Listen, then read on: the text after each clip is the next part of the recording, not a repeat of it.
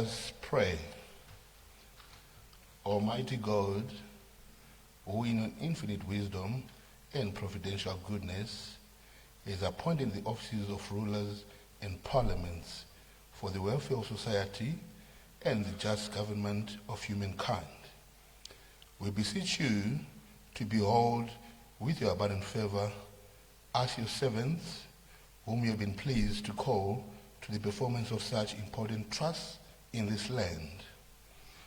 Let your blessings descend upon us here in Parliament assembled, and grant that we may, as in your presence, treat and consider all matters that shall come under our deliberation in so just and faithful a manner as to promote your honor and glory, and to advance the good of those whose interests you have committed to our charge. All which we ask in the name and for the sake of our Lord and Savior, Jesus Christ. Amen.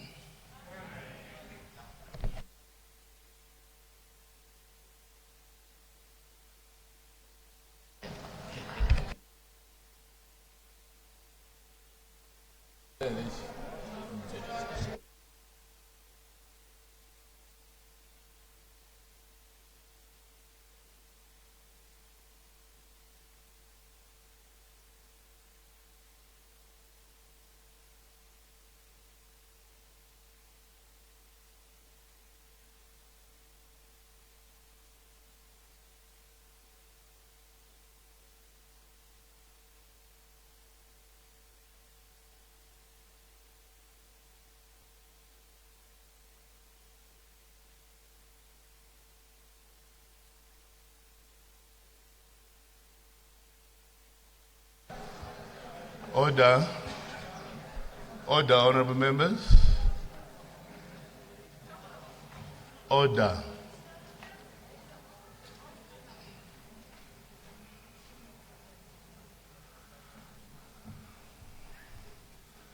I know I might not be the headmaster, but I'm the prefect. So please be careful. I have an announcement to make. I have to inform the House that I have received a non-adverse report from the Parliamentary Legal Committee on the Climate Change Management Bill, HB 5A 2025. Are there any notices of motion?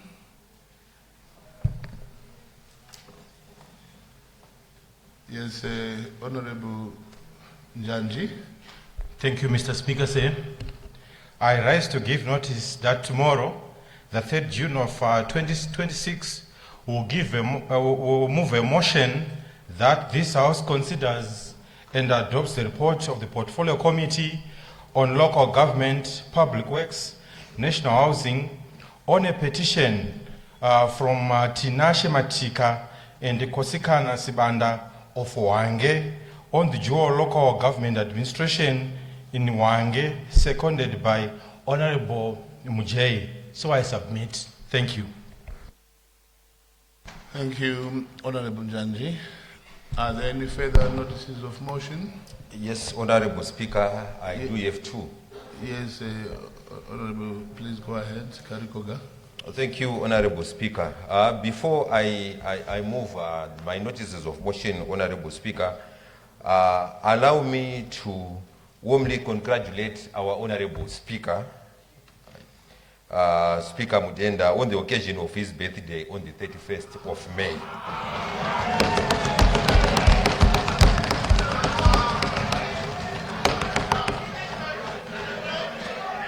Honorable Speaker. Order. Honorable Speaker. Order, honorable members. Order. Order, honorable members. Honorable Mhangwa, please have a bit of decorum there. Is there anything wrong with somebody being wished a happy birthday? You must be coming from the wrong parts of Zimbabwe.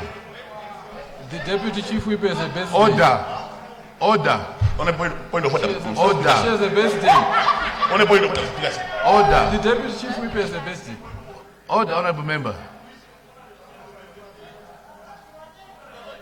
Honorable members, let's not get overexcited. No, we can't do that. Please. Honorable Karikoga, you may go ahead. Thank you, Honorable Speaker. I wish to comment on his transparency, balanced and exemplary leadership, that he continues to guide this House with dignity, fairness, and wisdom. Honorable Speaker, his qualities of academic depth, Point of order. institutional memory, Point of order, Mr. scrutiny Speaker. and unwavering commitment to this House is rightly emulated.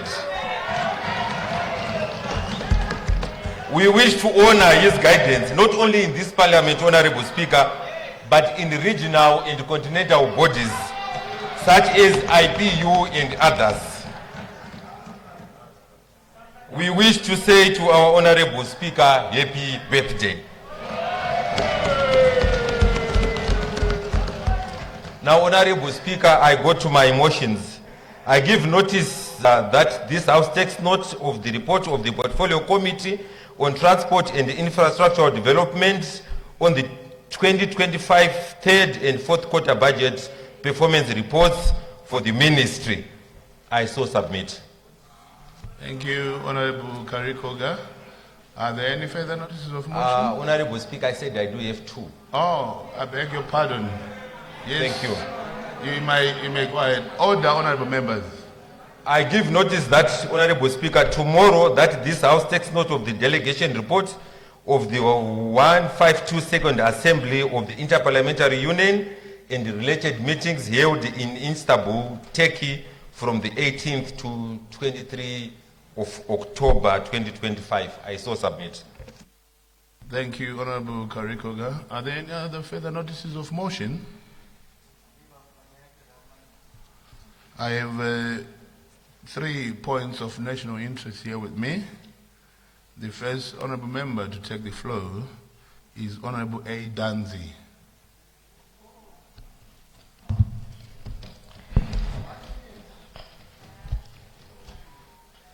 Good afternoon, Honorable Speaker.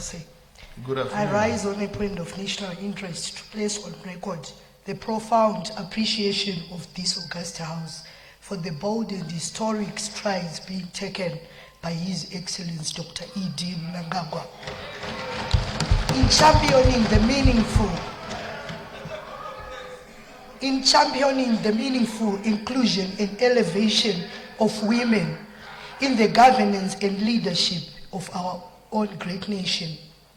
Mr. Speaker, we have recently witnessed a defining moment in Zimbabwe's constitutional judicial history with the appointment of Justice Elizabeth Gwaunza to the esteemed office of Chief Justice, which is a historic first that signals a fundamental transformation .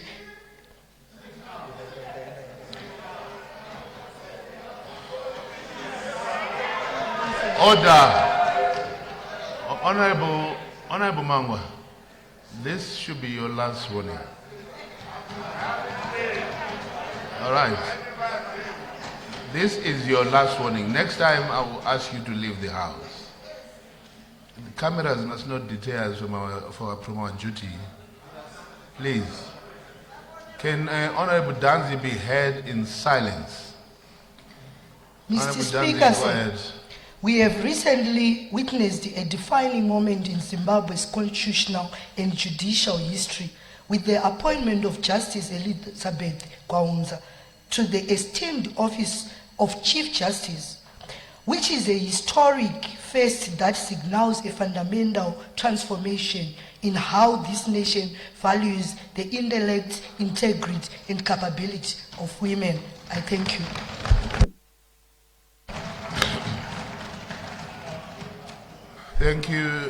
Thank you so much, Honorable Dhanzi. It is indeed a very pertinent issue that you brought up. There have been a lot of conventions and meetings toward the emancipation of women in society, and it's very healthy and it's very encouraging to see our President, His Excellency, Comrade Emerson Mnangagwa, leaving that route by appointing women to take charge of such powerful and high institutions. So definitely we want to commend our President for that stance. The next honorable member to take the floor is Honorable M. Kumede. Afternoon, Mr. Speaker, sir. Good afternoon. I rise on a point of national interest regarding the ongoing validation and securitization of title deeds being undertaken by the Department of Deeds, Companies, and Intellectual Property through the Digital Land Administration Platform. Honorable Speaker, the objective of strengthening property rights, improving the integrity of land records, and protecting citizens from the land fraud is both commendable and necessary. Thousands of Zimbabweans have invested their savings in acquiring homes and residential stands, and any initiative that enhances confidence in property ownership deserves support. However, Mr. Speaker, sir, there is growing public concern regarding the affordability, accessibility, and practical implementation of this exercise. Information currently available to the public indicates that property owners may be required to engage conveyancers at a cost of approximately $200 US. This excludes VAT and other associated administrative expenses. However, Mr. Speaker, sir, for many families, $200 represents several months of disposable income.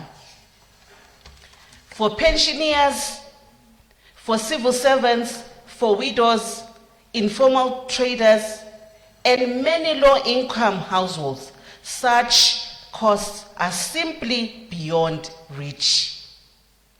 A program intended to secure citizens' property rights should not inadvertently become a source of financial hardship, uncertainty, or exclusion for the very people it seeks to protect.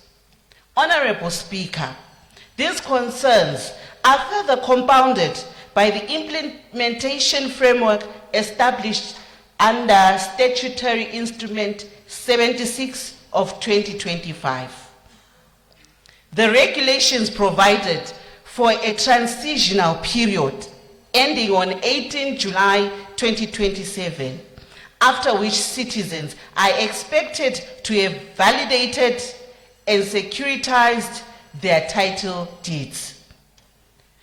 While the objective of modernizing and securing land records is commendable, there are legitimate concerns as to whether this exercise can realistically be completed within the available time frame.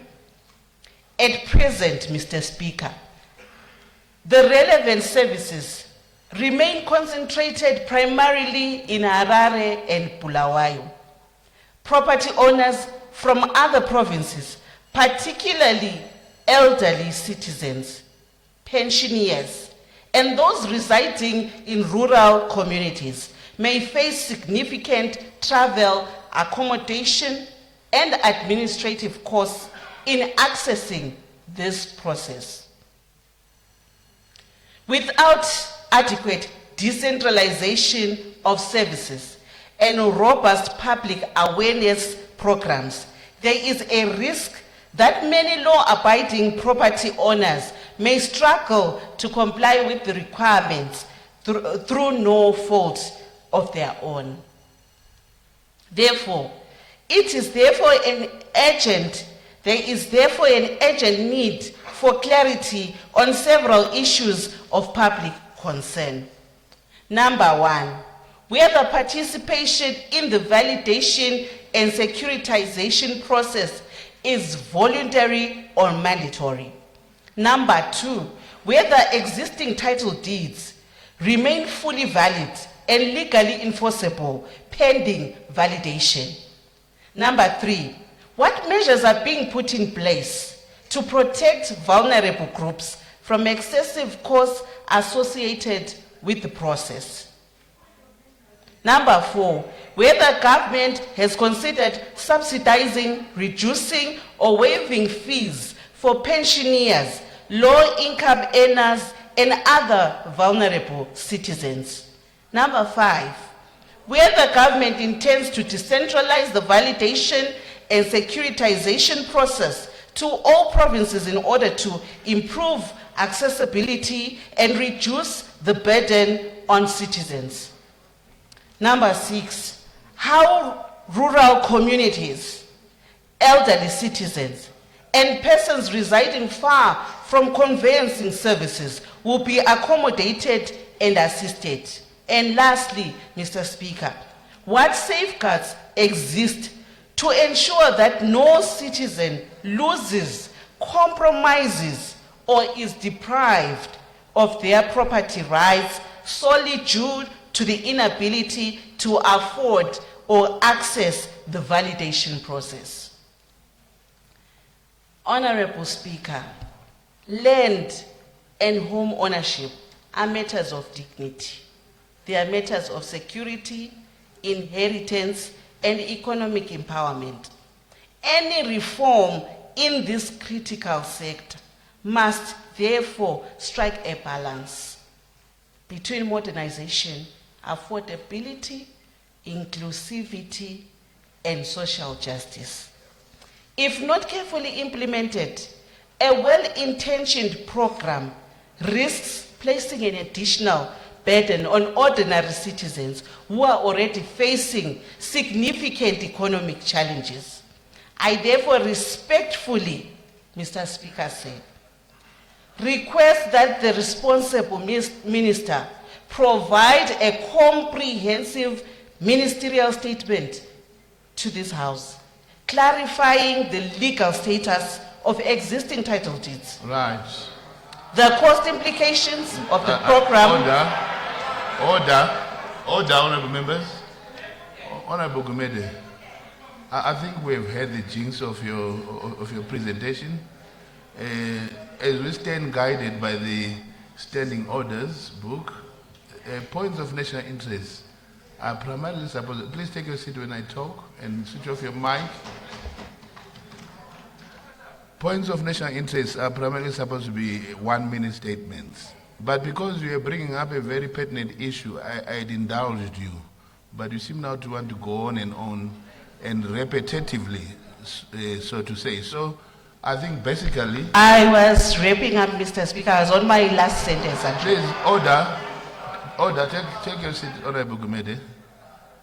I think you are lucky because this government is led by a listening president and listening ministers.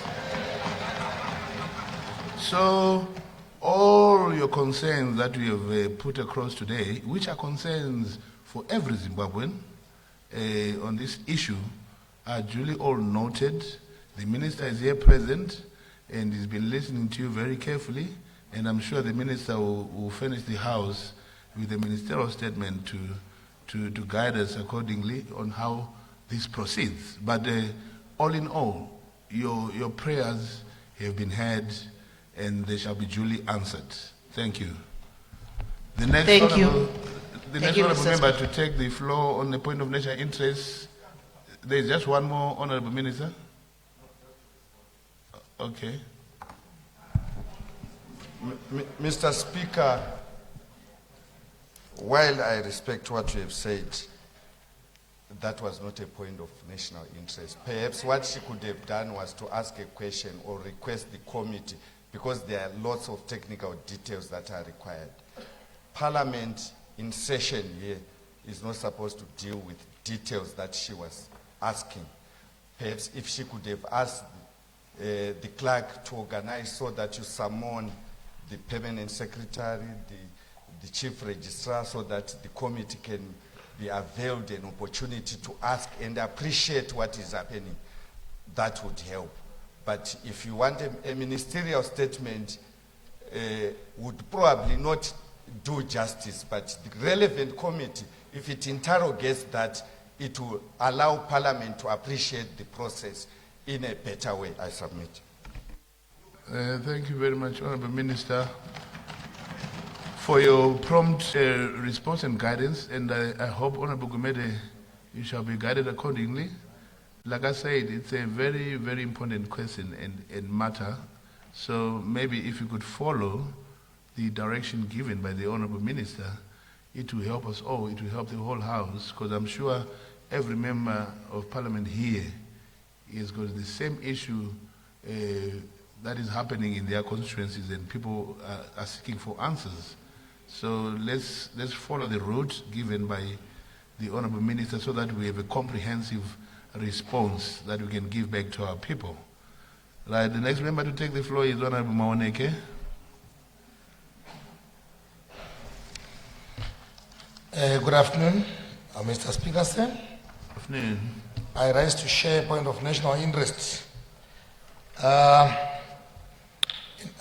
Subject recognition of First Lady Dr. Mnangagwa's visit to the National Sports Stadium for the football match between Scotland FC versus Capes United FC.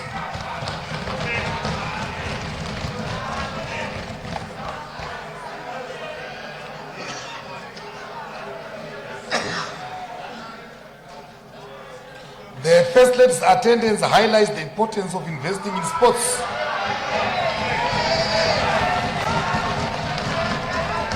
As a vehicle for community development and economic growth. Increase the visibility of sporting events can attract sponsorship and financial support, benefiting local teams and our local athletes. Her presence stimulates and advocates for national cohesion.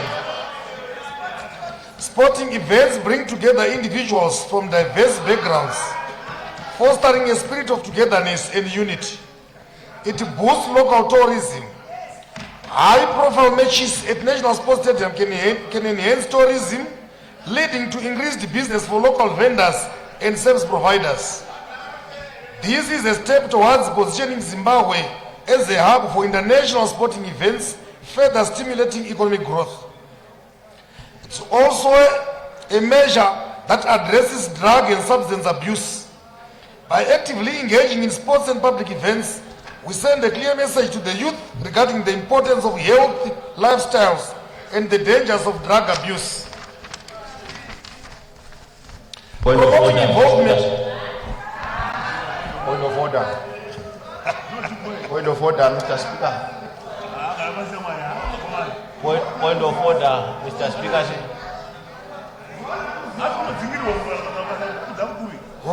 Promoting involvement in sports can serve as a positive outlet for young people, diverting them from negative influences. Point of order.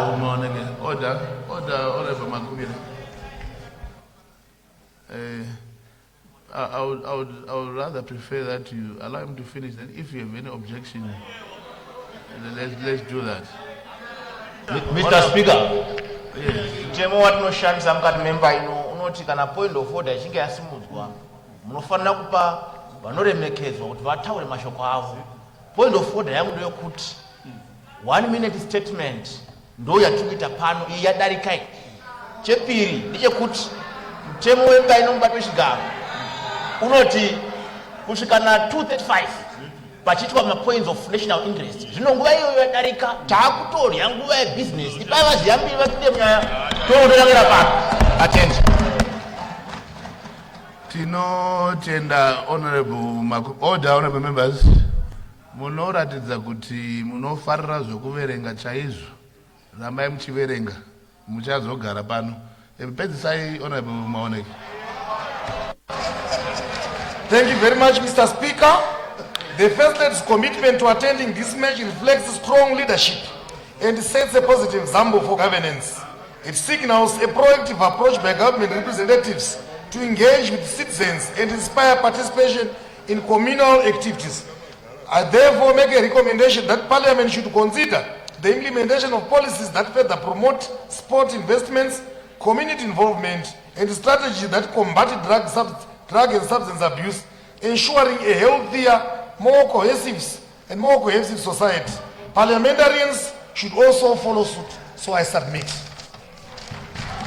Thank you, Honorable Mawaneke. Point of privilege. Point of privilege, Honorable Speaker. Yes, Honorable Chigumbu, how are you? Ndakasimba ini bato chigaro. Yes. Bato chigaro, point of privilege yangu ndiye kuda kungotenda. Andisati ndakamboona maminista akawanda zvakadai mumba muno. Semawandiro akaita nhasi. Ndinoda kubva ndangotora mukana uno, Honorable Speaker, kuti ndivaudze kuti musi wechitatu wega wega pano panobvunzwa mibvunzo yavanofanira kuya kuzopindura. Saka tinoda kukuonera kuti mangwana makawanda zvamakaita izvi. Ndatenda.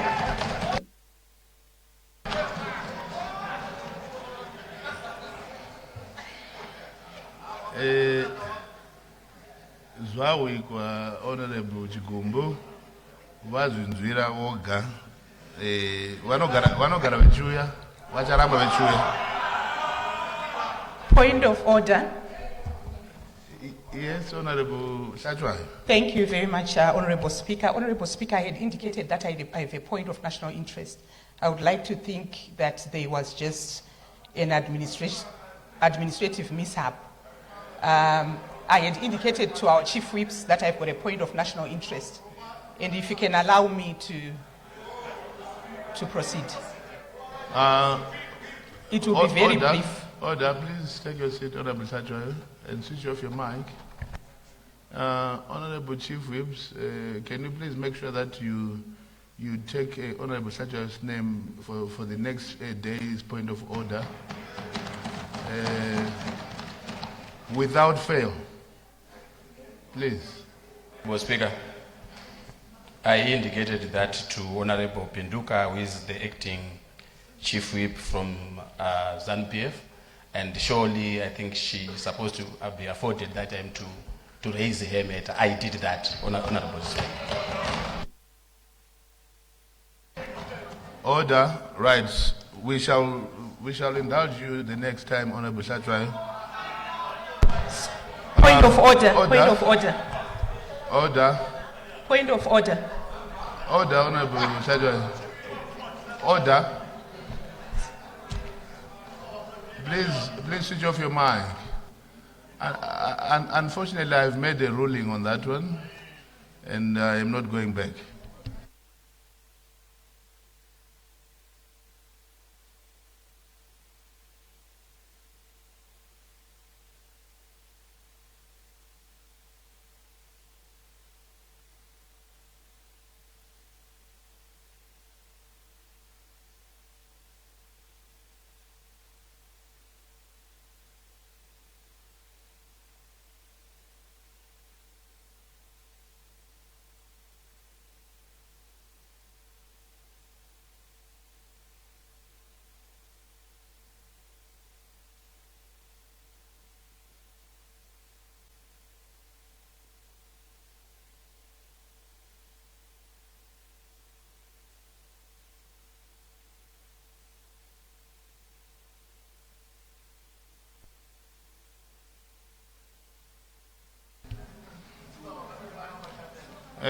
Honorable Shachwai, the gods are with you today. We shall allow you to do, but please, like you said, it's going to be a short one. Thank you so much, Honorable Speaker, for allowing me to speak to my point of national interest. I rise on a point of national interest in light of the World Menstrual Hygiene Day that is commemorated globally on the 28th of May every year, the 28th representing the average length of menstrual cycle. It is a day set aside to recognize that menstruation is not just a women's issue, but is a community issue that requires collective responsibility and action. The theme was Together for a Period Friendly World. and seeks to break the silence surrounding menstrual health and hygiene, ending stigma and ensuring universal access to safe menstrual products and hygiene facilities. What is the situation in our country, Honorable Speaker? UNICEF estimates that 72% of menstrual access to menstrual hygiene products, safe facilities, and open education changes outcomes for girls and young women. What is the call of action that I'm putting before the House? Communities, governments, schools, families, and development partners must work together to ensure menstrual hygiene products are affordable and accessible to all. We must break the silent stigma and shame surrounding menstruation through encouraging open and inclusive conversations on this subject matter. I thank this House for allocating a budget line for sanitary wear in the 2026 national budget and for recognizing the impact of period poverty on our young girls, especially from low-income families in high-density suburbs and in rural areas. I, however, call for increased allocation for this vital budget line to reduce the appalling figures of period poverty and the attendant disastrous impacts as alluded to earlier. I'm so happy that the Minister of Finance is in the House. Men and boys have a critical role to play too in supporting menstrual health and dignity. By promoting understanding, respect, and support, they create safe and enabling environments where girls and women can thrive without discrimination and embarrassment. I also applaud Parliament for its various charity initiatives and further call for a focus on donating menstrual hygiene products to keep girls in school with dignity, especially in high-density suburbs and in rural schools. I further call for increased support for local pad making initiatives and women-led enterprises through incentives that increase production and reduce costs to ensure availability and affordability of menstrual hygiene products. I also strongly believe that a period-friendly world is a world that recognizes the challenges that some women and girls go through during menstruation, including severe period pains.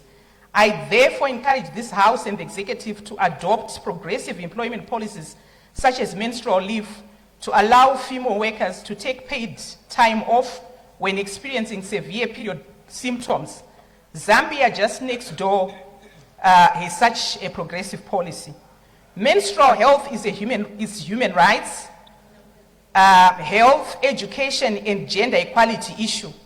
Menstrual hygiene must be a priority and a human right and not a class issue and a privilege for a select few. When we support menstrual dignity, we protect the future of girls and strengthen our communities. I so submit. Thank you. Thank you, Honorable Shachayo. It's also a very pertinent issue that you have raised, and I hope all departments will be guided accordingly. All the honorable members, I think going further, shall we try and conform to the requirements of the standing orders on these issues pertaining national interests? We can't have people going on and on for 5 minutes and above on something that is prescribed in the standing orders. Like I said before, I'll repeat again, I prefer a situation whereby you liaise with your chief whips so that you try and compress these matters of national interest. They are very important, but they need to be compressed so that we stick to time. Right, a notice of presentation of bill, the Minister of Justice, Legal and Parliamentary Affairs.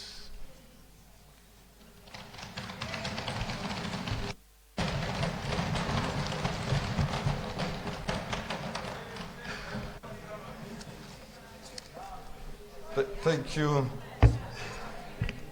Thank you, Mr. Speaker, sir. Mr. Speaker, I rise to present the Constitution of Zimbabwe, Amendment number 3 Bill of 2026.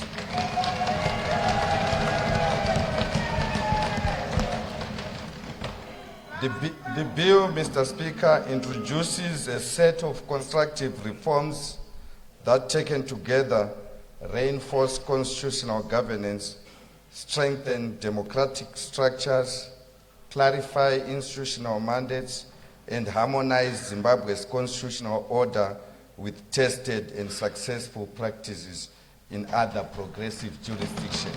I submit, Mr. Speaker. Thank you very much, Honorable Minister of Justice, Legal and Parliamentary Affairs. The clerk will read the bill for the first time.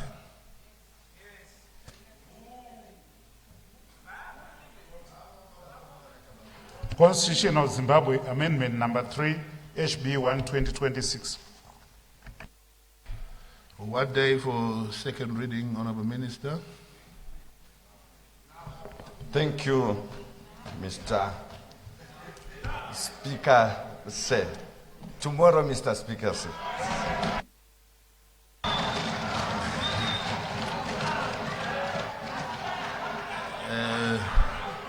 Order. Order. Order. Thank you very much, Honorable Minister of Justice, Legal and Parliamentary Affairs. The clerk will now read the first order of the day. Mr. Speaker, I move that orders number 1 to 25 be stood over until order number 26 has been disposed of. 2 seconds. I second, Honorable Speaker.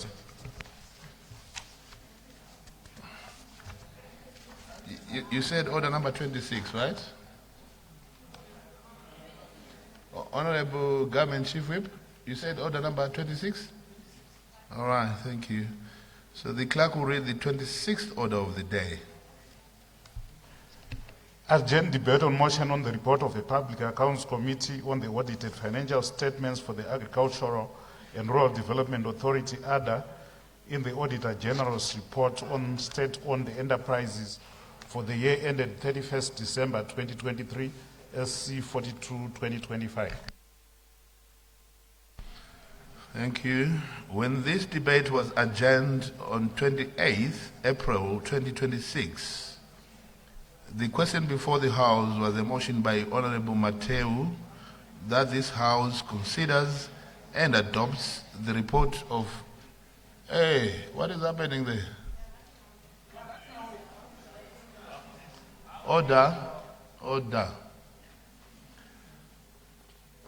The question before the House was a motion by Honorable Mateu that this House considers and adopts the report of the Public Accounts Committee on the audited financial statements for the Agricultural and Rural Development Authority, ADA, in the Auditor General's report on the state-owned enterprises for the year ended 31st of December 2023, SC 42-2025. Is there any further debate? I've got a list of honorable members here whom I shall ask to take the floor on this matter. The first honorable member to take the floor is Honorable V. Mutokonyi. Thank you, Mr. Speaker. From the report, the other report, a lot of issues were highlighted, and also we note that in terms of the financial reporting standards, the items were also flagged in by the Auditor General, and from the recommendations, Mr. Speaker, the committee actually gave a lot of recommendations, which we also think that if they are adhered to, they would actually bring the financial systems of ADA into order. Because what is actually important is in all these structures, in terms of the structure of ADA, right from the accounting officer, the responsible authorities in terms of ensuring that the financials in terms of the reporting standards is aligned in terms of IFRS, in terms of international accounting reporting standards. That also was highlighted in the report. Also, again, Mr. Speaker, in terms of the recommendations again. The issues of the issues that were also highlighted there in terms of the reporting again on the assets in terms of their valuations. Again, this again an issue of the systems that has to be adhered to, because year in, year out, these issues, Mr. Speaker, they are highlighted in various reports from the Auditor General's reports. And again, it also then has to, that the accounting officer, which is the responsible authority in the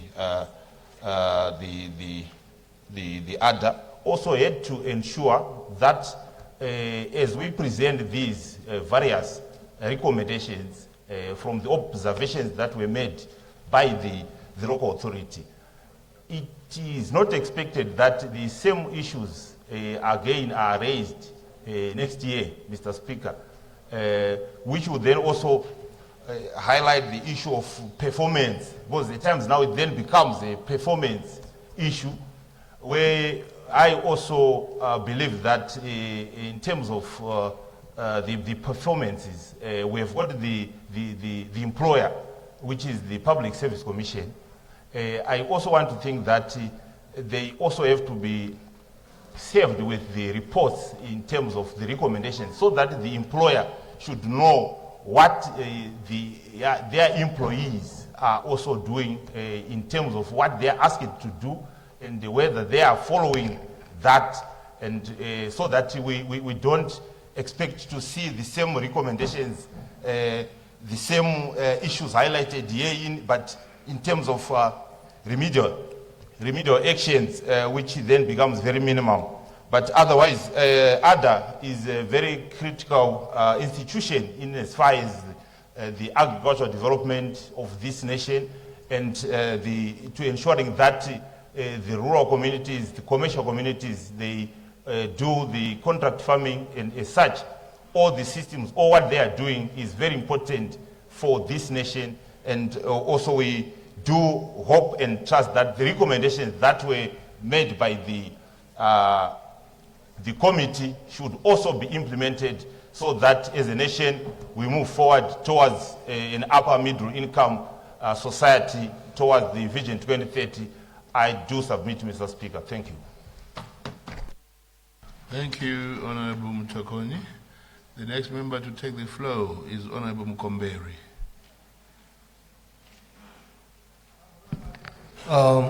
Thank you, Honorable Speaker, for the opportunity. I also want to add my voice on the Public Accounts Committee report pertaining to ADA, following the observation that was made by the Auditor General in terms of financial reporting. Order. Can we do our movements in silence, honorable members? Order.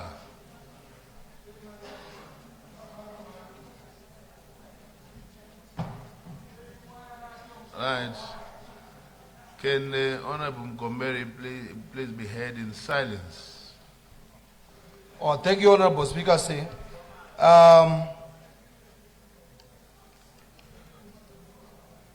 I want to also add my voice on the Public Accounts Committee's report on ADA, the financial reporting following the Auditor General's report.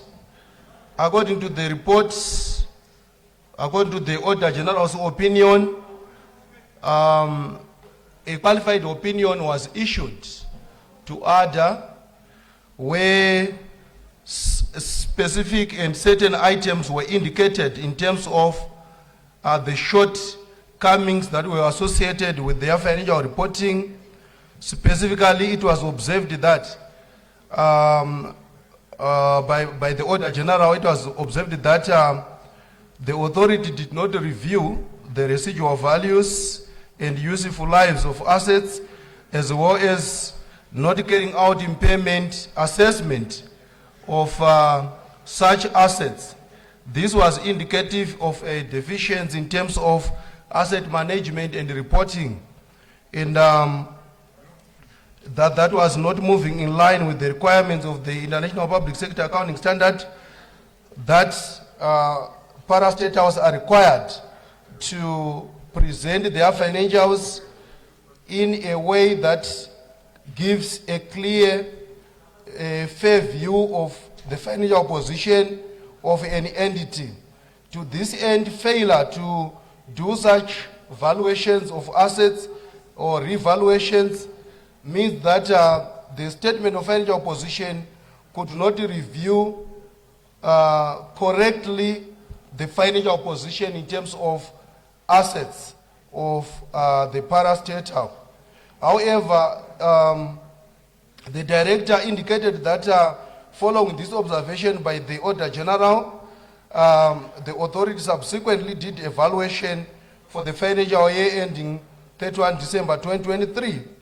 This was indicative of the zeal of the parastatal to act upon the recommendations that were made, or the observations that were made by the Auditor General. It was recommended by the committee, Honorable Speaker, said that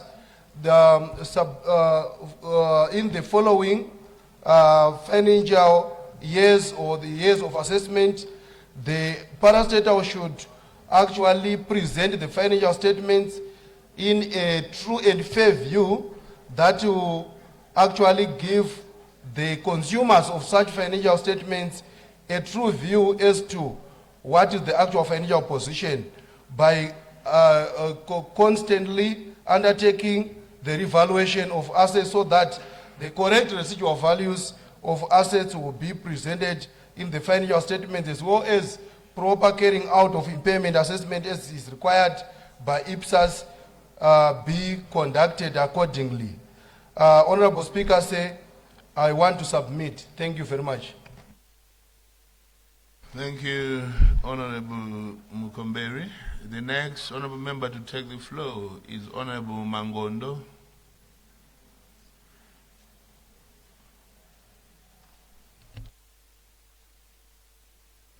Thank you, Honorable Speaker, sir. I rise to add my voice to the report from the Public Accounts Committee relating to others' financial statements for the years 2021 and 2022, which were tabled on the Auditor General's report for the year ended 31 December 2023. Honorable Speaker, sir, the report of the Auditor General highlighted two major... Order, Honorable Mangondo. Please raise your mic so that you are audible. Thank you. Thank you, Honorable Speaker. The Auditor General highlighted two major issues, which were then interrogated by the Public Accounts Committee. The first issue has to do with the valuation of property, plant and equipment in terms of IPSAS. The Auditor General observed that the management of ADA had not revalued their assets for a period of time. The management of ADA, in response to the inquiry by the Public Accounts Committee, indicated that they had their assets revalued and verified in the year 2023, and that this should be then appear in the 2024 Auditor General's report.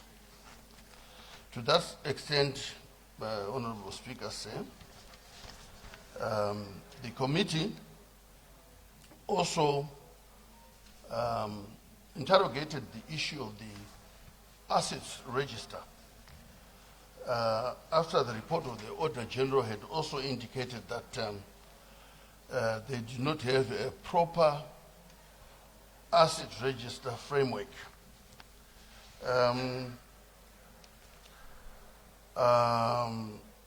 The management of ADA indicated the measures that had been taken to correct the discrepancies that had been observed by the Auditor General.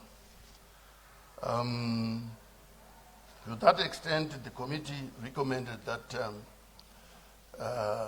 the ADA management should provide the necessary documentation and verification as well as decoding of those assets by 30 September 2026. Honorable Speaker, this was a very short audit report, and it also highlights the fact that I think management at ADA had attended to the issues that had been raised, and therefore, Honorable Speaker, I will not waste the House time, and would like to commend ADA for taking appropriate measures to rectify the issues that had been raised by the Auditor General, indeed by the committee. Thank you, Honorable Speaker, for giving me this opportunity. I submit. Thank you, Honorable Mangondo. The next honorable member to take the floor is Honorable Einkani.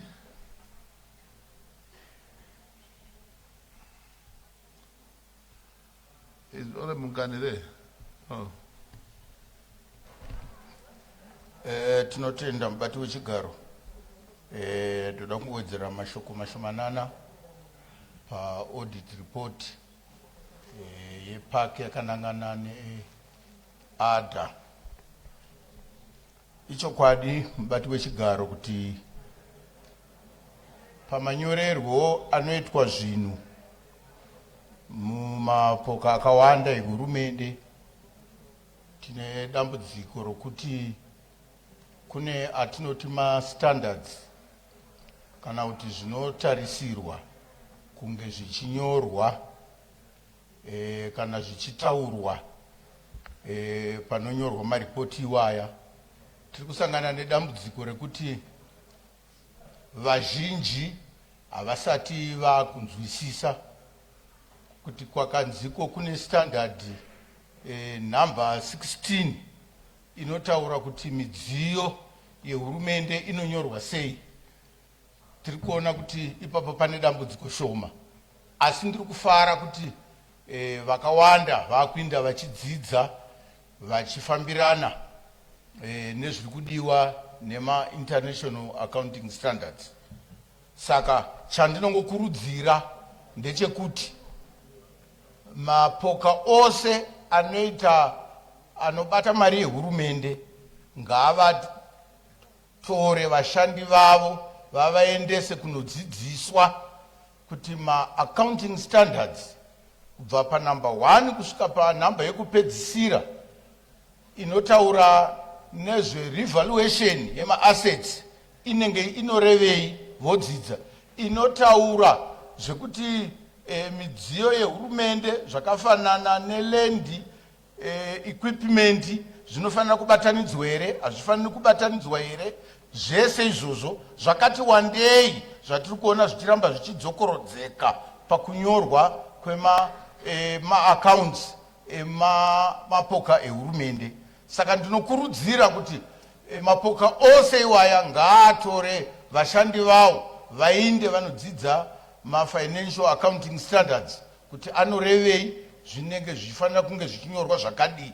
Muchidimbu ndinoti aiwa hongo ADA yakanga ichita seiri kumasure, asi iko zvino aiwa yapika yaakufamba zvakanaka, dai yaramba yakadaro. Maita basa. Thank you, Honorable Nkani. Tinotenda zvikuru. The next honorable member to take the floor is Honorable W. Maposa. Tinotenda zvikuru, Honorable Speaker, ndokumbira ndipo nguva yakanaka ndiwedzere masoko pane zvataurwa navamwe vese nenyaya yeadha ripoti yakanyorwa nema-auditors vaenda paground kunoona kuti veadha vari kushanda sei. Hakusi kureva kuti veadha vanotadza basa, vanogona, asi zvavari kuita paripoti dzavo vari kusanganisa zvinhu zvinotiwo kana taakuona zvinotishamisei kuti vanoedha maproperty nema-assets pamwe chete uye neland, zvinozoita kuti ma-auditor oshamisika kuti vanhu vakaiswa pabasa ava kutadza here as yet pamakaemployiwa makanzi toda munhu akadai naakadai, zvinoita zvinodzorera government iri kumashure. Saka tinotenda veauditor vese vakatiratidza ende vakaudza vanhu veadha kuti kana mechiita basa separatai zvinhu zvenyu, musaisa zvinhu zvenyu panzvimbo imwe chete. Ndinotenda kuti zvinhu zvakawanda zvataurwa, ndingangoramba ndichiwedzera izvo zvataurwa nevamwe vese, asi adha iri kuita kuti vanhu vaone zvokudya munyika ino yeZimbabwe. Tinotenda zvikuru, Honorable Speaker. Tinotenda Honorable Maposa. The next honorable member to take the floor is Honorable Maburute.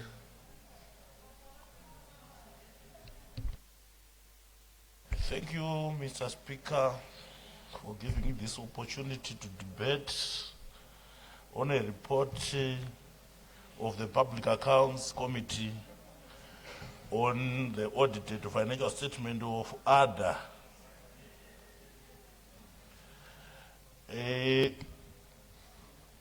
The committee undertook this inquiry following the issuance of qualified audit opinion on ADA's financial statements for the 2021 and 2022 financial year, which is a clear indication of the material weaknesses in financial reporting and the governance systems. Honorable Speaker, the committee's findings reveals serious deficiencies in asset management within ADA.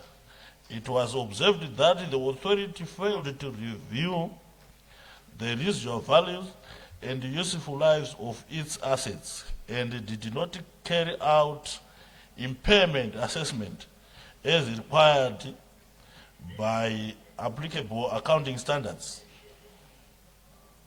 Furthermore, some assets recorded in the asset register could not be physically verified, raising concern about the existence, safeguarding, and proper accounting of public assets. These weaknesses point to significant lapses in internal controls and expose public resources to risk of misappropriation and loss or misuse.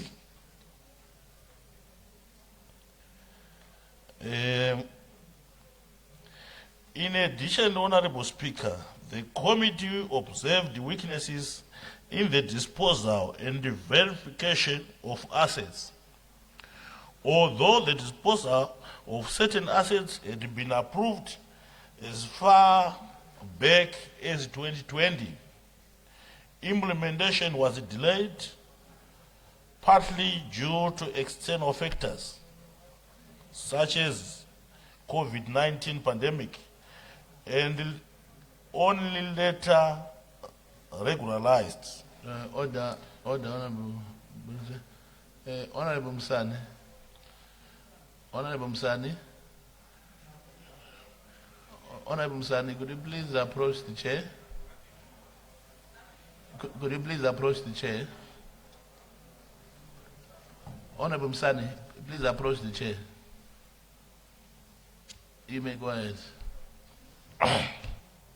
Mr. Speaker, the inability to verify some assets physically further underscores deficiencies in the record keeping and the asset tracking systems, which are fundamental components of sound financial management.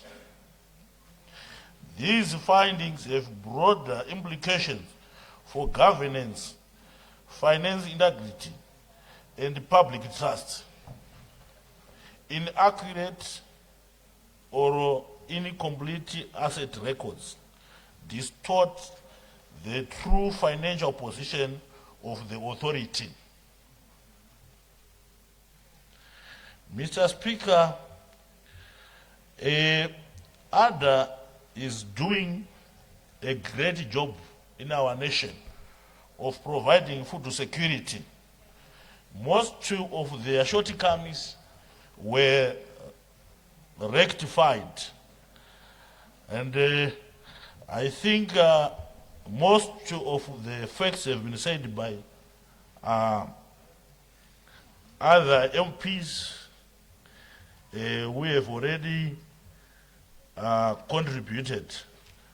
So I can safely say I submit, Honorable Speaker. Thank you, Honorable Maburute. Next, Honorable member to take the floor is Honorable Chidua.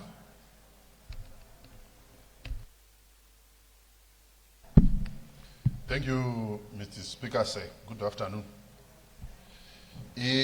Honorable afternoon.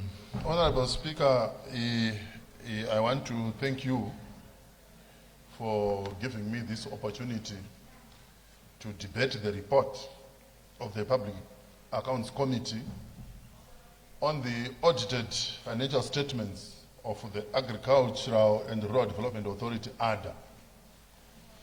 Honorable Speaker, while this report focuses on ADA, the issues that are coming out, the issues the report is highlighting, are a sobering reminder of the challenges we face in ensuring accountability, transparency across all our state-owned enterprises. Mr. Speaker, this report is not merely a technical report that is filled with the accounting jargon.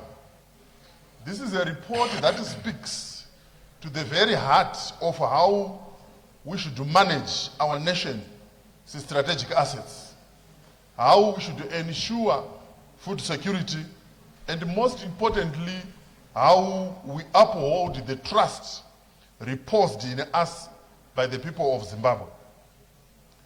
Honorable Speaker, the committee analyzed ADA's financial statements for the year 2021 and 2022, as already alluded to, and the findings are quite frankly deeply concerning. The Auditor General issued a qualified audit opinion for the 2 years, pointing to a litany of lapses in asset management and financial reporting. Honorable Speaker, the Auditor General, the ADA failed to properly value its properties, to properly value its plants and equipment. And for a massive organization like ADA, with vast land holdings and extensive infrastructure, this is not a trivial omission. The failure to review the residual values and useful lives of assets, as well as the lack of impairment assessments, means that the figures in their financial statements were essentially guesswork.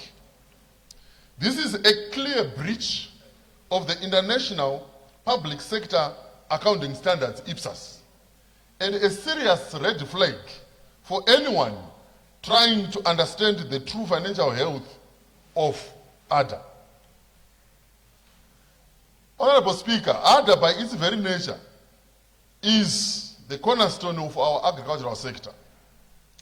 It is a state-owned enterprise charged with the monumental task of driving rural development and spearheading agricultural productivity. The assets under its management, that is the land, the machinery, the infrastructure, are national assets. They are the tools for our prosperity. Therefore, when the Auditor General issues a qualified audit opinion on ADA's financial statements for the years 2021 and 2022. This House must sit up and take notice. A qualified opinion is a red flag. It is a sign that in the professional judgment of the Auditor General, the financial statements do not present a true and fair view in certain material respects. Mr. Speaker, the most glaring finding of this report is a systematic failure on asset management. The Auditor General observed and our inquiry confirmed that ADA did not review the residual values and the useful lives of its assets. Furthermore, ADA failed to conduct necessary impairment assessments, and perhaps most disturbingly, some assets listed in the register could not be physically verified. Mr. Speaker, when an entity does not track the useful life of a machine, it cannot plan for its replacement. And when it does not assess impairment, it may be overstating the value of its assets, masking a true picture of its financial health. And when it cannot find a listed asset, it raises a terrifying specter of poor control and the potential for misuse or worse, theft of public property. Mr. Speaker, how can we as a nation plan our agriculture strategy when we don't know the true value or even the physical existence of the very assets needed to execute the strategy? This is not just bad accounting. It is a profound failure of stewardship. Mr. Speaker, there is also the issue of the violation of statutory obligations and the best practices that is expected of state-owned enterprises. The failure is not just an operational oversight, but it is a direct violation of our legal and ethical frameworks. And I will start with the non-compliance with the IPSAS. This is an issue that has been discussed already. Honorable Mkomberi mentioned it and other honorable members.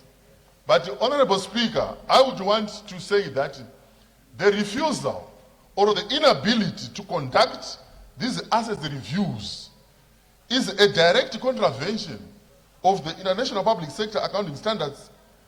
And Zimbabwe as a country, we are modernizing our financial reporting. We are telling the world that Zimbabwe is a good place to invest, where we adhere with the global best practices. And these standards are not optional.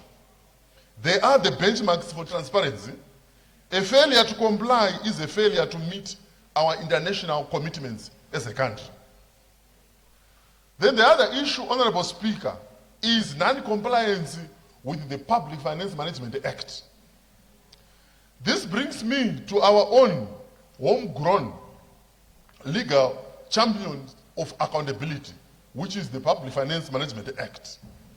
The Public Finance Management Act is the supreme law of financial conduct in this country.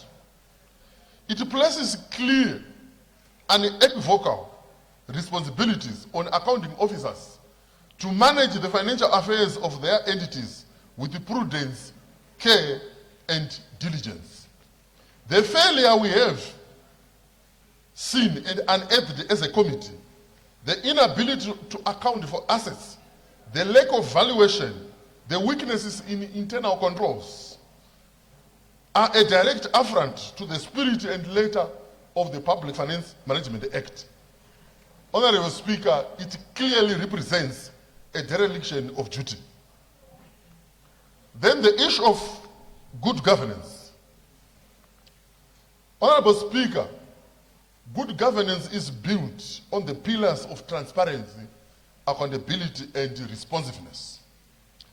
And when a board approves the disposal of assets in the year 2020, yet it is only ratified later, maybe because they cited that there was COVID-19, And this again showed a multi-year excuse of delay.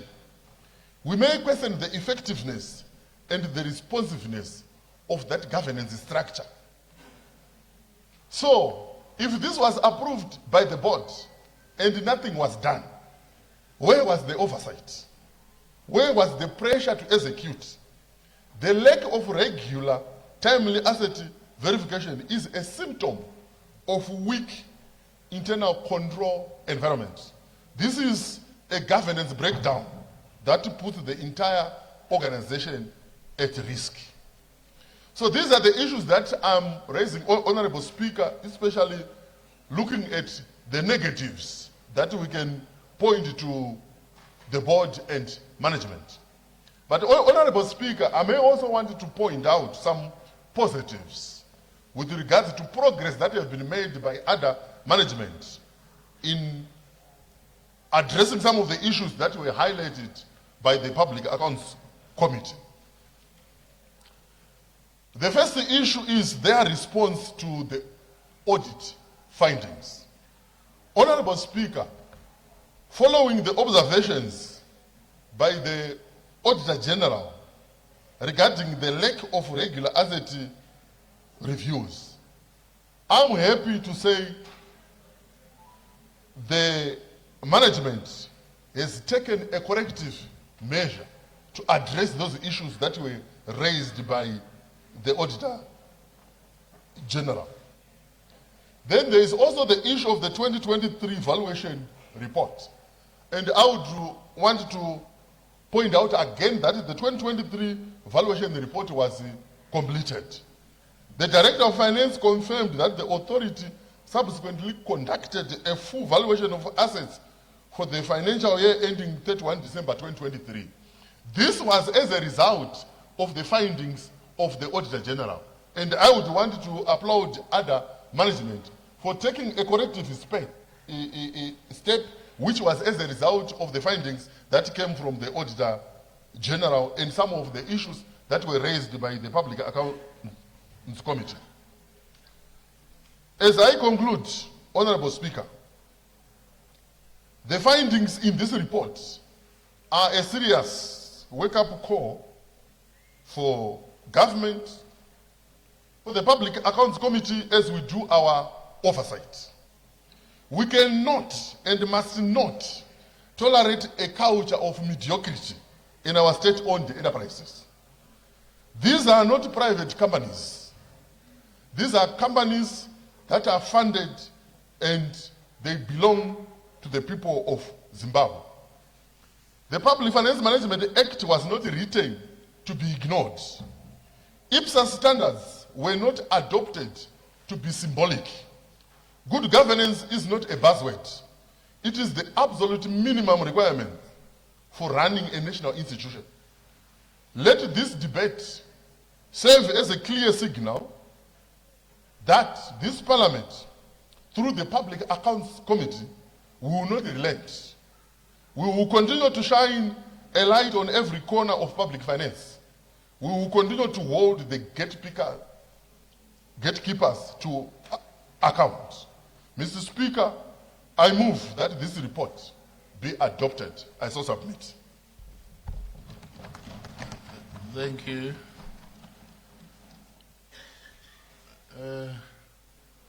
Were you the chairperson of this report? I thought Honorable Mateo was. All right, so Honorable Mateo, please move for the adoption. Thank you very much, Mr. Speaker, sir. Just needless to say,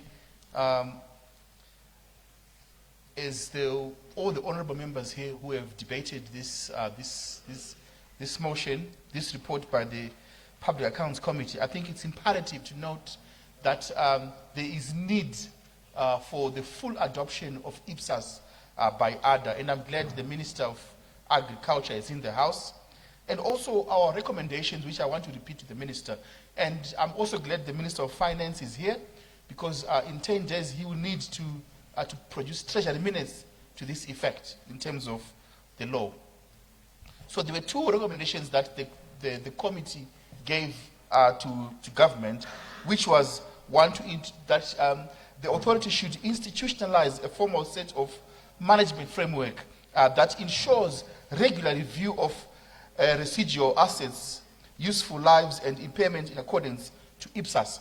It is worrying, Mr. Speaker, to note that some assets listed in the register could not be physically verified, indicating obviously that there were weak controls or potential risk of misuse. So the Public Accounts Committee is concerned that the assets could not be verified.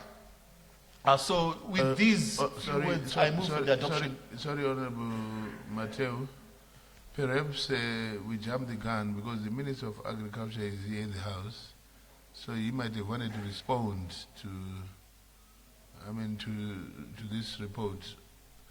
So maybe shall we just hold on?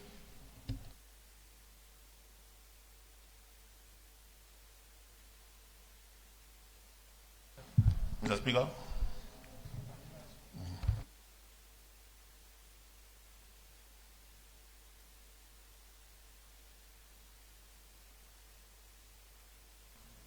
Right, thank you. No, I'm being guided here. It's supposed to be the Minister of Finance who will respond to this. On a point of order, Mr. Speaker. What is the point of order? In terms of the law, the Public Accounts Committee recommendations are responded within 10 working days in terms of Treasury minutes by the Minister of Finance. So the Minister of Finance has 10 days to make an official response to this House. Thank you.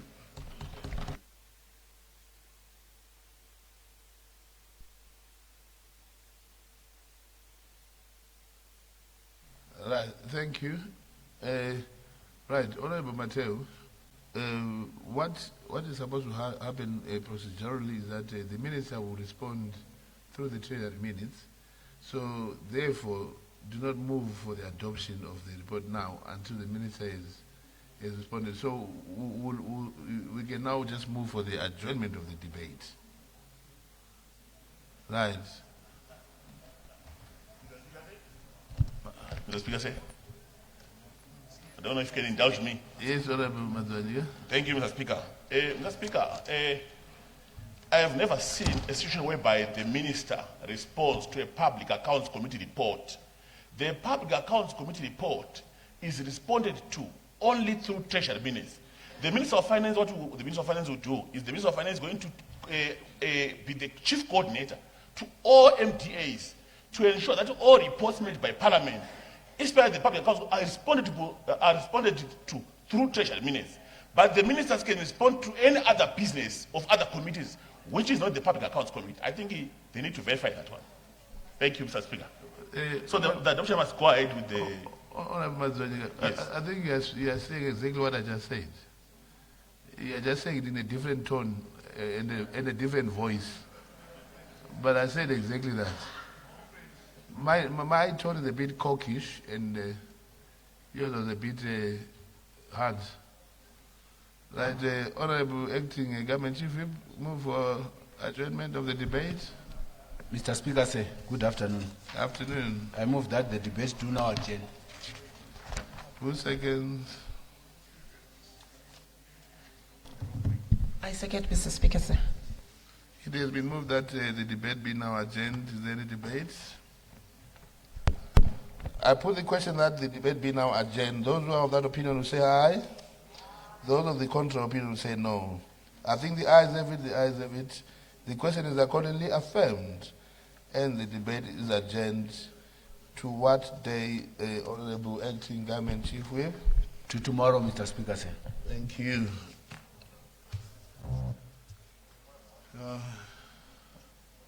Shall we move to the next order, Honorable Acting Government Chief Whip? Thank you, Mr. Speaker, sir.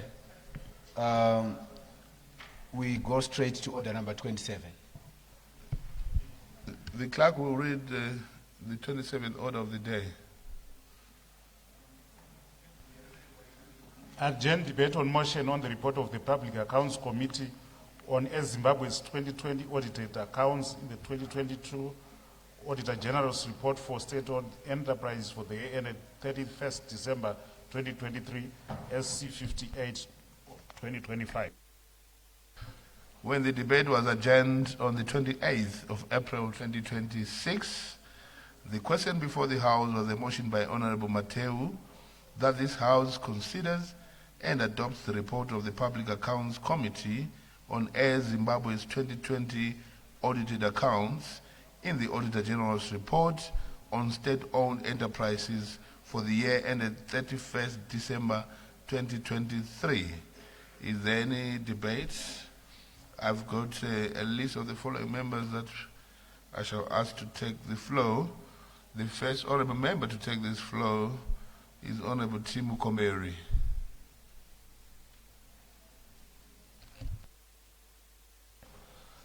Thank you, Honorable Speaker. In terms of Air Zimbabwe, the Auditor General noted that there were variances in the opening balances or the financial statements of the period under review. According to the Auditor General's report, there was a significant variance amounting to 92,480,450. This is a significant amount which was identified between the closing balances of the previous financial year and the opening balances of the year under review. So this disagreement between the figures is actually indicative of lack of proper adjusting of events after reporting debt as per requirement of IFRIS and IPSAS. However, the management noted that the discrepancy was a result from an adjusting entry which was passed in 2020 to account for retrenchment costs that were incurred during the reconstruction period. To this end, Honorable Speaker, it was confirmed by the Auditor General that this issue was rectified, which is actually good news to hear. And it was then recommended by the committee that management should always recognize all costs as and when they are incurred, and this is actually in line with the requirements of the accruals accounting principle or accounting basis that is under International Public Sector Accounting Standards. So the IPSAS require that accounting for all transactions should be on accrual basis rather than on cash basis. So costs should be matched to the periods under which they are incurred rather than the periods under which they are paid. Also, there was a complete violation of IAS 2 in IFRIS, that is for inventory valuation, and also as per requirement of IPSAS, that the inventory valuation was not done properly for the period under review, as the Auditor General noted that there was an immense amount of representing inventory that had not been recognized in the financial statements, and that had been recognized in the financial statements without corresponding physical counting at the end of year. And this violating the requirements of the accounting standards, that there should be a proper counting of the physical existence of inventory units that are actually sitting in the books of accounts, rather than simply taking the closing balances in the ledger accounts, then record them in the financial statements without physical counting or stock count. Management or airline officials, however, attributed this to COVID-19 induced lockdown, since this period was affected by COVID-19 lockdowns, that we actually restricted physical stock count due to such lockdowns by the year end. it was reported by the officials that inventory counts have been duly conducted in the years that followed, and the resultant values have been actually verified and agreed upon by the auditors. This actually is indicative of the zeal by the officials to also act upon the observations and the recommendations made by the auditors. There was also a key factor that affects transparency and proper accountability that was noted in terms of delayed financial statements reporting or submissions for auditing. It was discovered that the financial statements for 2023 have not been submitted for audit as at 30 June 2025, and that actually is in violation with the requirements of Public Finance Management Act, specifically Section 28, subsection 1, that requires that there is need for any public entity to meet the required annual audits debt. And also Section 12 of the Public Entities Corporate Governance Act requires timely submission of financial statements for auditing. Section 12, subsection 3 was also violated to this end. It was therefore recommended that Zimbabwe should submit all outstanding financial statements to the Auditor General by 31 August 2026. This was a recommendation that was made by the committee, since this is a fundamental requirement to enhance accountability, to enhance transparency, since the Auditor General now acts as the watchdog of the public to give a reasonable assurance that the financial statements represent a true and fair view of what actually transpired in terms of financial position as well as financial performance. So if they are not submitted in time, then the accountability and transparency question is not answered. It was also recommended that by the comment that the government should also take a timely submission of financial statements as part of performance contracts for accounting officers as a key initiative also to improve accountability and transparency. It was also discovered, Madam Speaker, ma'am, that the internal audit function had some loopholes, as it was discovered that the Zimbabwe's internal controls were not subject to frequent reviews, which is a key fundamental to improve the internal checks, to improve the internal controls before actually conducting the external audits.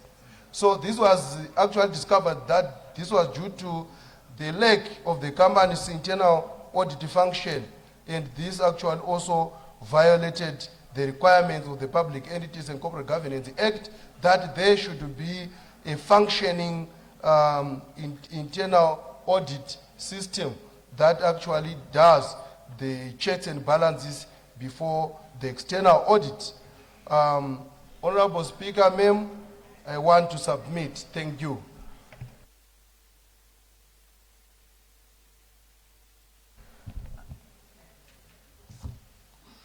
Thank you, Honorable Mkomberi. The next honorable member to take the floor is Honorable Vemu Tokonyi. Thank you, Madam Speaker. Madam Speaker, in terms of the statement of financial position, for decisions to be made, there has to be information. And the statement of financial positions informs in terms of the viability, in terms of the status of the entity. So the assets and the liabilities informs on the balance sheet. So the issue of the inventory valuation, which was picked, highlighted that there was no corresponding figures in terms of counting, in terms of checking the assets as in the inventory report. This will then give wrong information on the statement of financial position, and thereby wrong decisions are also made. But however, in terms of the responses also came through that was then since rectified. In terms of the Public Entity and the Corporate Governance Act, Madam Speaker, again the issues of the internal auditors, which was also picked by the auditor, that the entity I think took for 18 months without internal audit. So that also then give the entity a challenge, particularly in terms of the systems and in terms of the processes and procedures that should be or that are done in the entity, thereby giving us the information that might not be correct. So the committee actually recommended that the entity should ensure that they are in line, they operate in line in terms of the laws of the land, particularly in terms of the Public Entity, the Corporate Governance Act, and in terms of also the Public Finance Management Act. Again, in the report, Madam Speaker, there was the issue of the asset, the aircraft, which were the value of what, 30 million, which was actually not, an impairment test was not done in terms of the standards again, in terms of the accounting standards. And that would also then give the wrong information in terms of the decisions. Because when the statement of financial positions is availed, decisions are made based on those numbers. Again, Madam Speaker, the report highlighted the issues of staffing, where the key positions like the CEO eventually, I think they eventually staffed some of them, but still the chief financial officer is still outstanding. That is a very key position, which could actually be why we are getting these kind of reports, particularly in terms of the process, in terms of the procedure, in terms of the quality again of the statement of financial position. And this will then lead to wrong decisions made because of the wrong numbers, or maybe not verifying numbers. But the report also alluded that a lot of other challenges were there, but what we see as the biggest problem is the entity is still to submit as at when we engaged them, they were still to submit the 2023 reports. We are now in 2026, Madam Speaker. That also poses a challenge, whereby recommendation, if that will be done, they should be done and implemented. Otherwise, right now we are recommending on, we are talking right now of 2019 report, and we are in 2026. Yes, there was COVID and all others, but all other ministries had the same situation, but did submitted the report. So it's very important to get the right people at their right jobs. Earlier on, I alluded that in all this, the employer should be available. The Public Service Commission should know. Well, some of these also can then become performance issues, whereby whether we have got the right people for the right job or not, and as such, the employer should also be served with the recommendations, so that they also advise from the employer's perspective. But otherwise, we anticipate more improvement from the assurance that we got from the CEO in terms of all the other recommendations and challenges which they had. Again, there was an aircraft which is still parked right now in South Africa, and we believe the management should rectify that, because this is a national asset which is outside the country, and it might then start to get charges or other costs that may arise from that. So, Madam Speaker, I think much has been said from the report. I do submit. Thank you.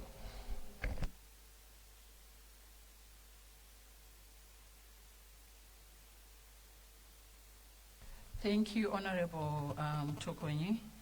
I now recognize Honorable Pinduka. Thank you, Madam Speaker, ma'am. I move that the debate do now adjourn.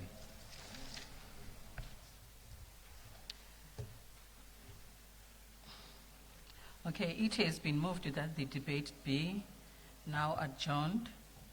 Is there any debate?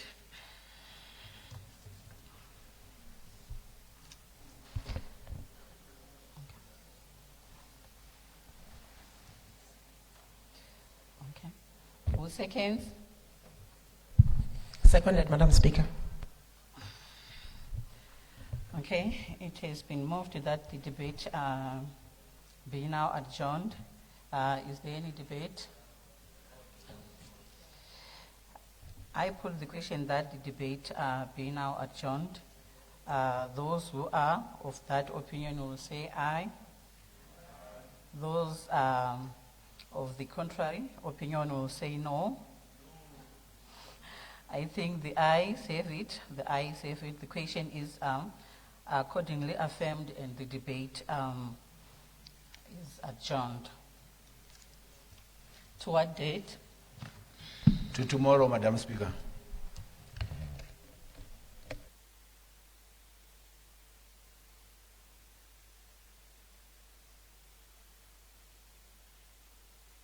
Recognize Chief Whip. Thank you, Madam Speaker, ma'am.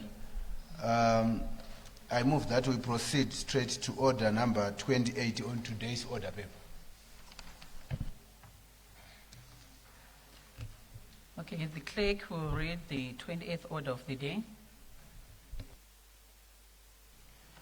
Agenda debate on motion on the need to recognize domestic and unpaid care work in Zimbabwe as a vital part of national development.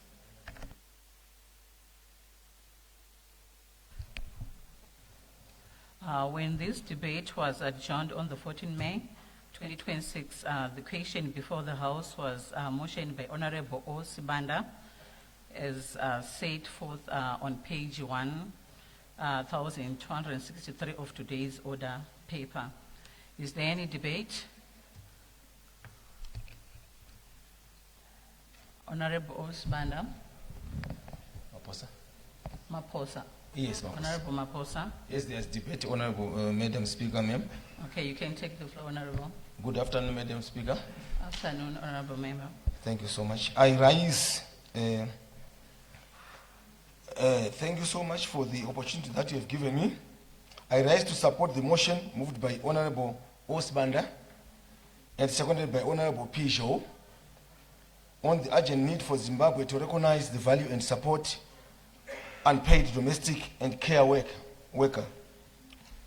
Honorable Speaker, Madam, one of the greatest contradictions in modern economics is that the work which sustains humanity every single day is often the work least recognized by the economic system.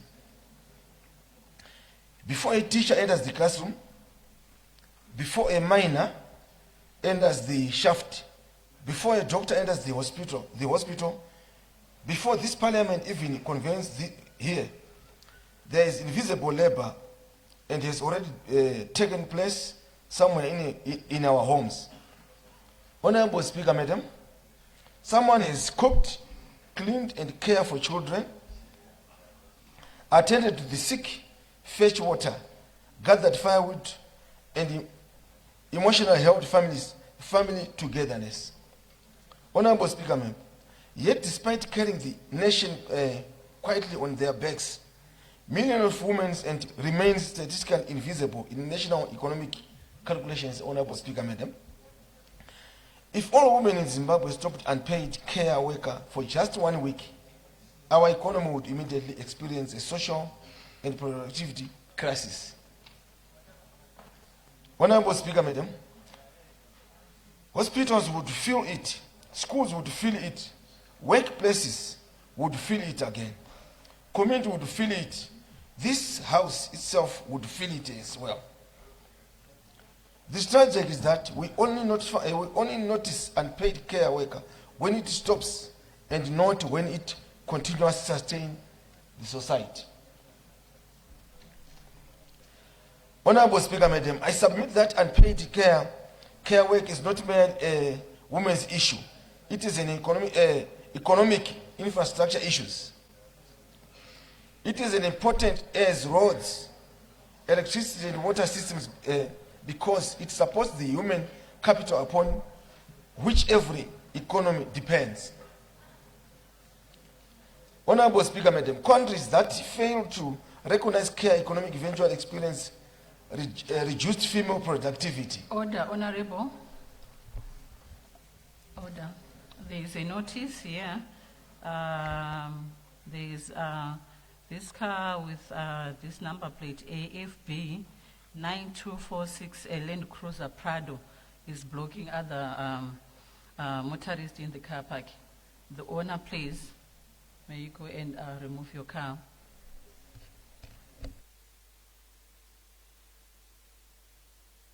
You can go ahead, Honorable.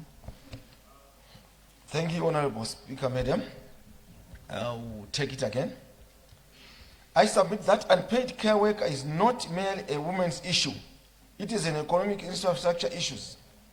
It is important as roads, electricity and water system because it supports the human capital upon which every economy depends on. Countries that fail to recognize care economic eventually experience reduction in female productivity, decline in mental health, rise in school dropouts, rates among girls, weakened family structure and integration poverty. Honorable Speaker, Madam, the modern economy is changing rapidly through artificial intelligence, automation and digital information. Yet even the most advanced technologies cannot replace human care. Emotional support and family nurturing, Honorable Speaker, Madam. The machine may automate functions, but they cannot raise children with compassion care for elderly parents with dignity or maintain the social coherence in our communities. This means that care worker is not outdated labor. It is strategic nation labor. The challenge before us, therefore, is in this: how can Zimbabwe build a 21st century economy while continuing to ignore one of its largest labor sector simply because it is unpaid? Honorable Speaker, Madam, I wish to introduce a fresh dimension to this debate. We often discuss infrastructure in terms of bridges and highways, but there is also what economic now call social infrastructure. Social infrastructure includes access to clean water, child care facilities, rural clinics, safe public transport, electrification and digital connectivity. Why are these important in this debate? Because poor infrastructure increases the unpaid labor burden on our women. Honorable Speaker, Madam, a woman now nearby water source may spend 4 hours fetching water daily. A girl without electricity less at night. A mother without affordable caretaker loses opportunity for education or entrepreneurship. A rural grandmother without health care facility becomes unpaid full-time caretaker givers. Therefore, when we invest in infrastructure, we are not only building roads, we are reducing unpaid labor hours and restoring dignity and economic participation, Honorable Speaker, Madam. Unpaid care worker also has major implication for national productivity and GDP growth around the world. Countries are now attempting to qualify the economic value of unpaid labor because economic increases recognize that traditional GDP. Honorable Speaker, Madam, measures undermined women's contribution to economic. Zimbabwe must move in the same direction. I therefore strongly support the proposal for the national survey on unpaid care and domestic work. In fact, this survey should become institutionalized with our national statistics system so that future national budget and economic blueprint are informed by the logistics of unpaid labor. Honorable Speaker, Madam, I also propose that Parliament push for the development of a care economic framework within our national development strategy. Such a framework should include tax incentives for employers offering children's child care support, community child care centers, flexibility work arrangement, expansion of rural water systems, digital inclusive of women and targeted financial support for caregivers of persons with disability and the elderly. Honorable Speaker, Madam. Honorable Speaker, Madam, there's another dimension we are discussing. The mental health burden carried by unpaid caregivers. Many women are single, experience exhausted, stressed and emotional, burnt out while society normalizes endless sacrifice as part of womanhood.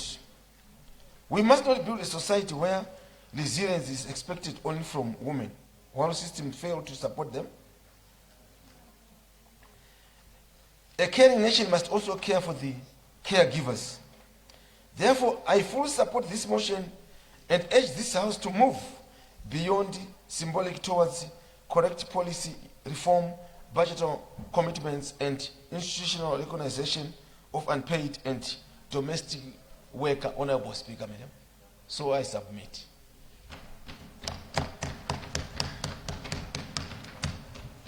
Thank you, Honorable Maposa.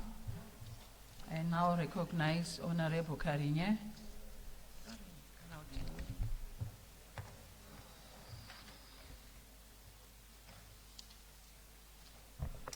Thank you, Madam Speaker. Thank you, Madam Speaker, for giving me the opportunity to debate on this very important motion. And Madam Speaker, I think this motion touches the hearts of many members of Parliament, including myself, especially women.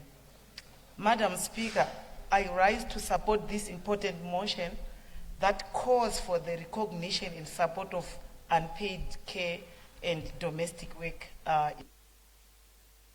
Firstly, Madam Speaker, unpaid care work is the invisible backbone of our economy.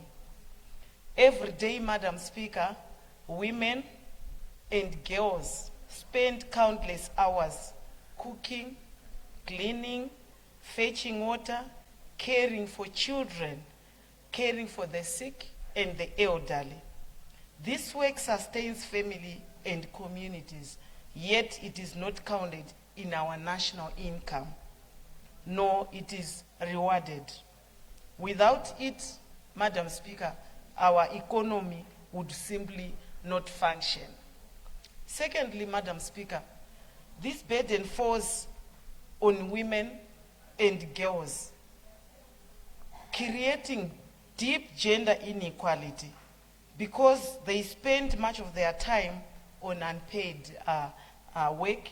Many girls are forced, Madam Speaker, to drop out from school, while women are denied opportunities to earn income, participate in leadership, and also to advance their careers. Madam Speaker, the situation becomes even more severe when we consider the various shocks that affect households. Madam Speaker, during I can just cite during the issue of COVID, Madam Speaker, it was even worse because mothers were also doing double work to go to look for the food for the family and also to look after the elderly. Madam Speaker, during the economic shocks such as unemployment or inflation, family relies even more on unpaid care work to survive, increasing the burden on women, Madam Speaker. In times of health shocks, Madam Speaker, such as also illness or disease outbreak, women and girls are expected to provide additional care without any support, often at the expense of their own health, Madam Speaker. And no one will even take care of them after they also take care of other family members. Climate-related shocks, Madam Speaker, such as droughts and water shortages, also worsen the situation, Madam Speaker. Women and girls are forced to travel longer distances to fetch water, firewood, and also increasing physical strain, and that will also reduce time for education, income-generating activities. Similarly, also social shocks, that is also including family breakdowns or also migration, Madam Speaker. They also often leave women as primary caregivers without resources or without assistance. Madam Speaker, I can also highlight the issue of shocks that also exposes women to financial vulnerabilities, Madam Speaker. Without this income, Madam Speaker, or social protection, they may also resort to prostitution, especially our young girls, to survive, because they will be also need to look after their parents. There is no also safety, Madam Speaker, during this crisis. It also deepens the issue of poverty and reinforces cycles of inequalities across generations, Madam Speaker. Madam Speaker, I would also want to go to touch on what I think will also help us as a nation to try by all means to reduce the vulnerability amongst our families.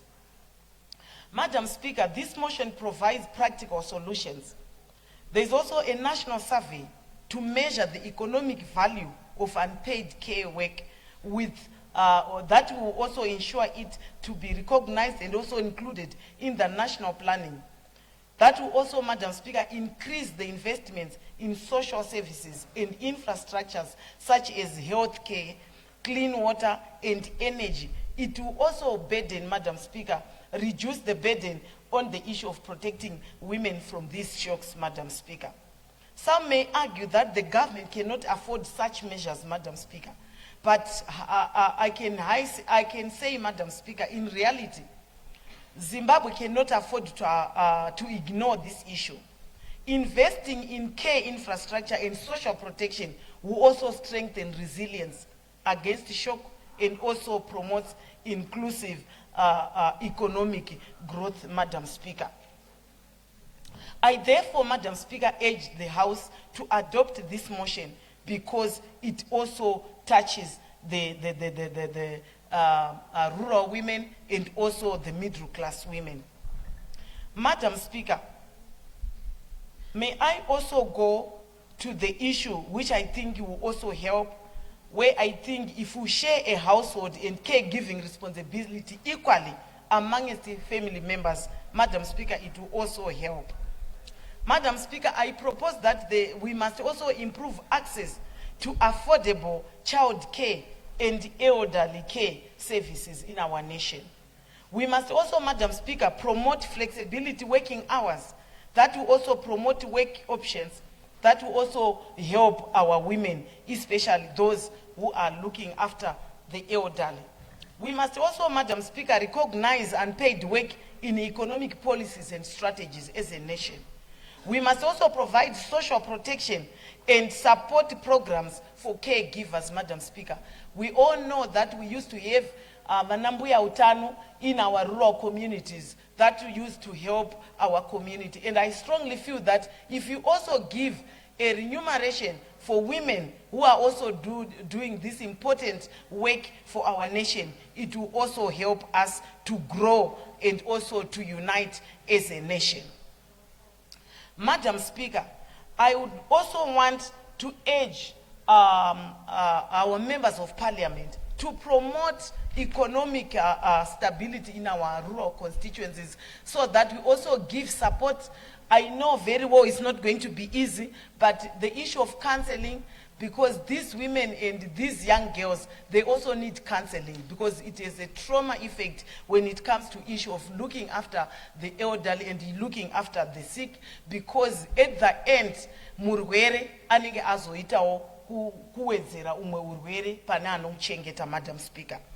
Madam Speaker, I would also want to thank the mover of this motion, because when I was reading the plea, Madam Speaker, it will also help us as a parliament to make sure that we also take care of our beloved ones. Because when we talk of women empowerment, we must also recognize these women who are also doing the work for our nation. We have got women, Madam Speaker, who are looking after children with disabilities, Madam Speaker. Those women, they take care of the children and they will spend the whole day without even going to work. Obviously, others were working, but by the end of the day, they will lose their employment and they will end up looking after these young children who are who want to be assisted by their mothers. So as a nation, if we have a budget for these people, it will also help us to go a long way, Madam Speaker. In conclusion, Madam Speaker, recognizing unpaid care work is not just about fairness. It is about protecting vulnerable populations from economic, health and environmental shocks while unlocking national development, Madam Speaker, because it will also help our nation to grow. It will also help to support our women. I therefore urge this House, Madam Speaker, to adopt this motion I so submit. Thank you, Honorable Kairinye. I now recognize... Thank you, Madam Speaker. I move that the debate do now adjourn. Who seconds? I second, Madam Speaker. Thank you. I now recognize the Honorable Minister.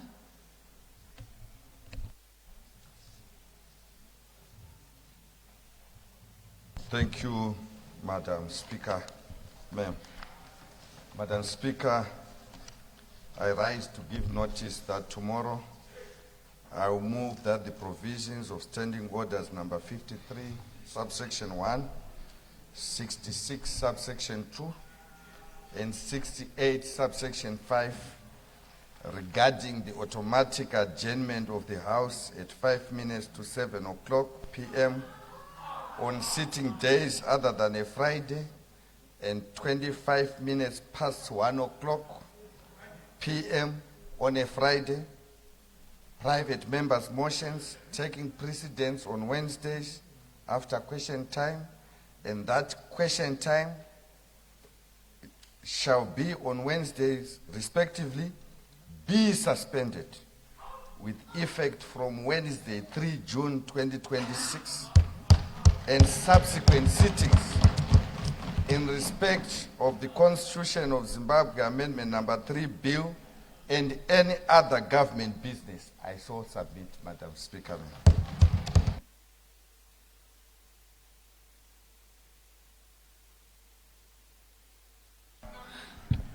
Thank you, Honorable Minister.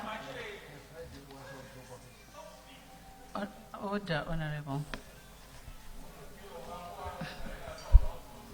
It has been order, Honorable.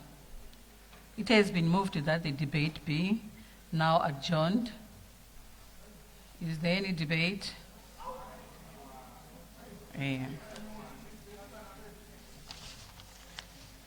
Of privilege.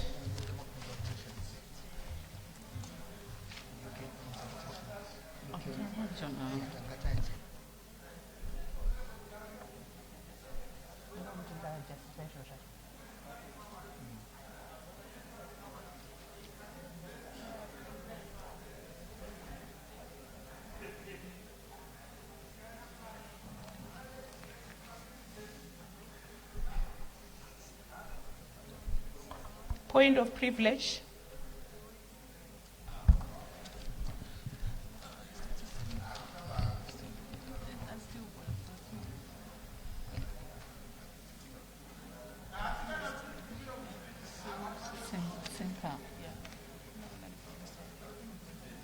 I think this one.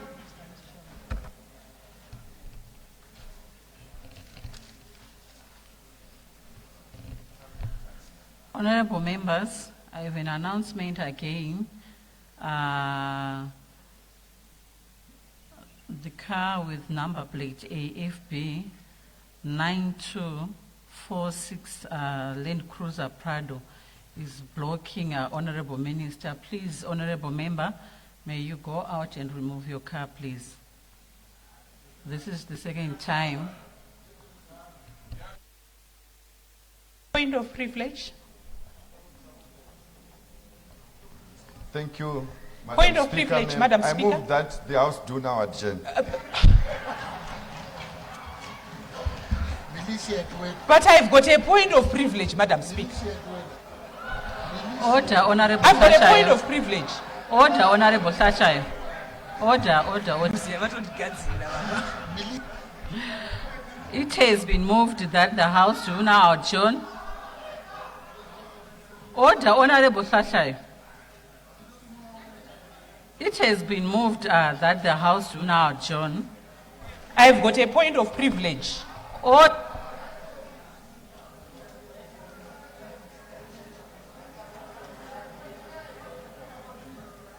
Honorable Sachayo.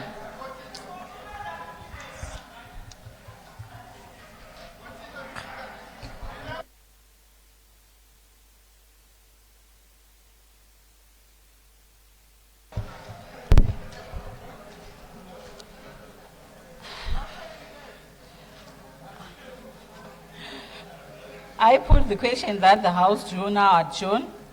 Those who are of that opinion will say aye. Those of the contrary opinion will say no. I think the aye have it. The aye have it. The question is accordingly affirmed, and the House is adjourned. To what date, Honorable? To tomorrow, Madam Speaker, ma'am. Thank you, Honorable Minister. The House is now adjourned.